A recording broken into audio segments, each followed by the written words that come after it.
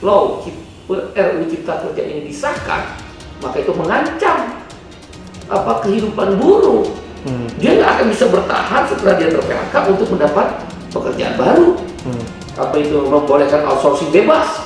Itu ada di draft, jelas tuh, boleh bebas outsourcing itu.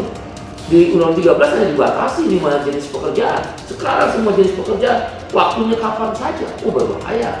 Nah, kalau dia adalah outsourcing terus-menerus, dari mana pesangonnya? Kabar Harian mengabarkan.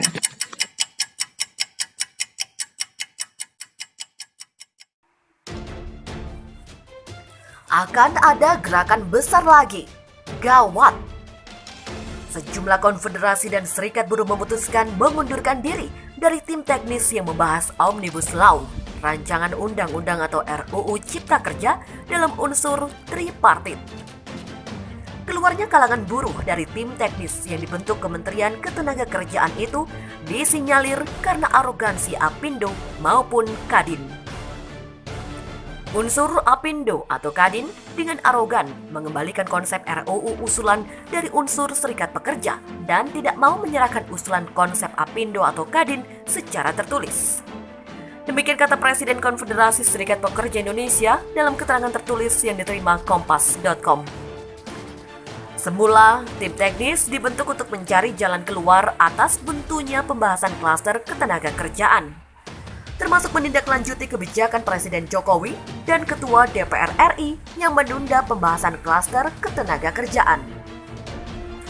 Dari unsur serikat buruh, mereka mewakilkan 15 anggotanya dalam tim teknis tersebut, antara lain dari KSPI, Konfederasi Serikat Pekerja Seluruh Indonesia atau KSPSI, Konfederasi Serikat Buruh Sejahtera Indonesia, hingga Federasi Serikat Pekerja Perkayuan dan Perhutanan Indonesia.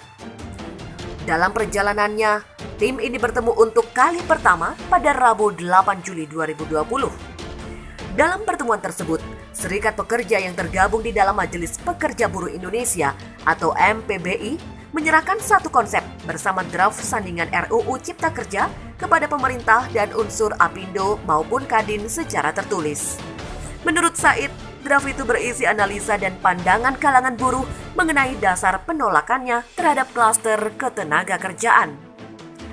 Kemudian juga mengusulkan agar Undang-Undang Nomor 13 Tahun 2003 tentang ketenagakerjaan dijadikan sebagai perlindungan kesejahteraan yang paling minimal bagi pekerja maupun buruh. Sehingga tim teknis ini harus menghasilkan kesepakatan, baik pasal yang disetujui atau tidak, dan harus ada keputusan tim dalam bentuk rekomendasi untuk diserahkan kepada Presiden.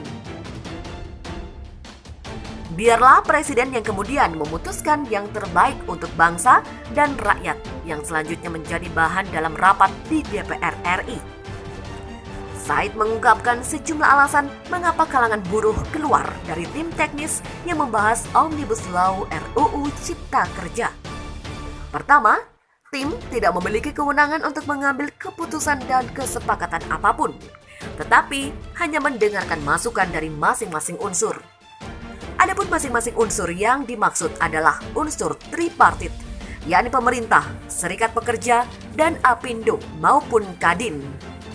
Alasan kedua, unsur Apindo maupun Kadin dengan arogan mengembalikan konsep RUU usulan dari unsur serikat pekerja. Menurut Said, arogansi yang ditunjukkan Apindo maupun Kadin karena merasa setelah mendapat dukungan dari unsur pemerintah, dalam hal ini Kementerian Ketenagakerjaan.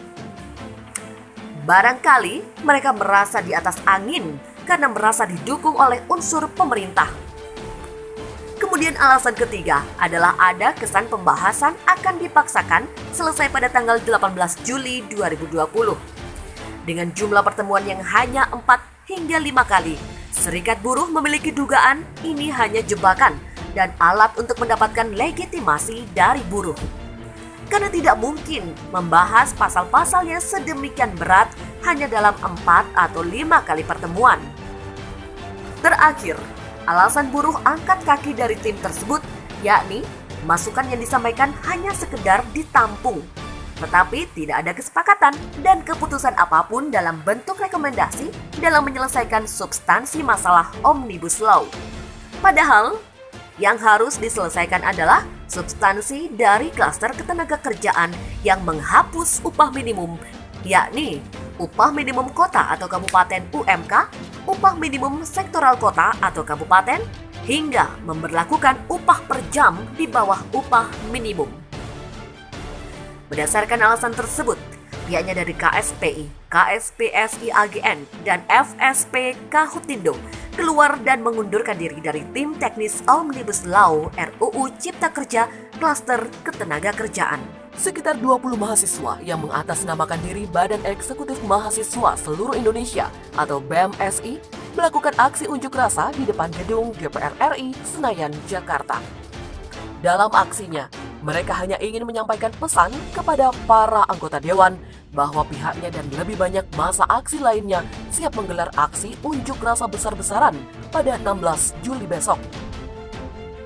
Pihaknya dari BEMSI akan melakukan aksi kreatif untuk memanaskan menuju tanggal 16 Juli yang menjadi final pengesahan Omnibus Law.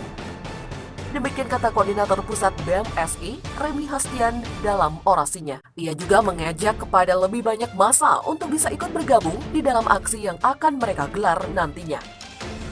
Mereka menyuruhkan untuk mahasiswa dan juga masyarakat untuk hadir pada 16 Juli menyampaikan aspirasi pandangan dan penolakan terhadap Omnibus Law.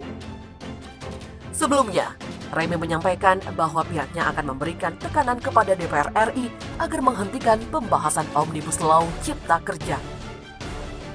Ini adalah sebagai bentuk kekecewaan mahasiswa kepada Dewan Perwakilan Rakyat atas upaya pengesahan Omnibus Law di tengah penolakan dari berbagai elemen mahasiswa dan masyarakat. Menurutnya, Omnibus Law RUU Cipta Kerja adalah salah satu rancangan perundang-undangan yang tidak memenuhi syarat, yakni pelibatan partisipasi publik. Padahal, menurutnya keterbukaan dan partisipasi publik sangat penting dalam penyusun peraturan perundang-undangan. Omnibus Law, pemerintah, dan legislatif justru mengenyampingkan aspirasi publik yang seharusnya dalam konstruksi negara hukum keterbukaan menjadi hal penting.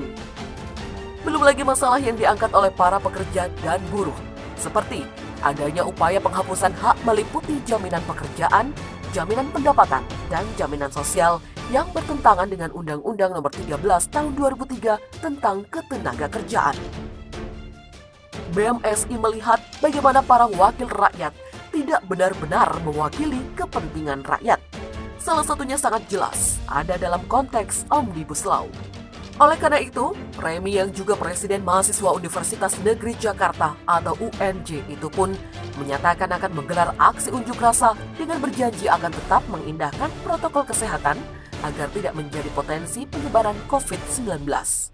Aksi tersebut tetap akan memperhatikan protokol kesehatan pencegahan penyebaran COVID-19. Setiap orang akan diharuskan membawa masker, hand sanitizer, memastikan suhu tubuh dan kesehatan tubuh stabil, dan wajib menjaga jarak sebelum, saat, dan setelah berjalannya kegiatan. Koordinator Pusat Badan Eksekutif Mahasiswa Seluruh Indonesia atau BEMSI, Remy Hastian, berencana untuk menggelar aksi unjuk rasa di depan gedung DPR RI pada hari Kamis, 16 Juli 2020. Dalam aksinya nanti, Remy menyampaikan bahwa pihaknya akan memberikan tekanan kepada DPR RI agar menghentikan pembahasan Omnibus Law Cipta Kerja. Ini adalah sebagai bentuk kekecewaan mahasiswa kepada Dewan Perwakilan Rakyat atas upaya pengesahan Omnibus Law di tengah penolakan dari berbagai elemen mahasiswa dan masyarakat.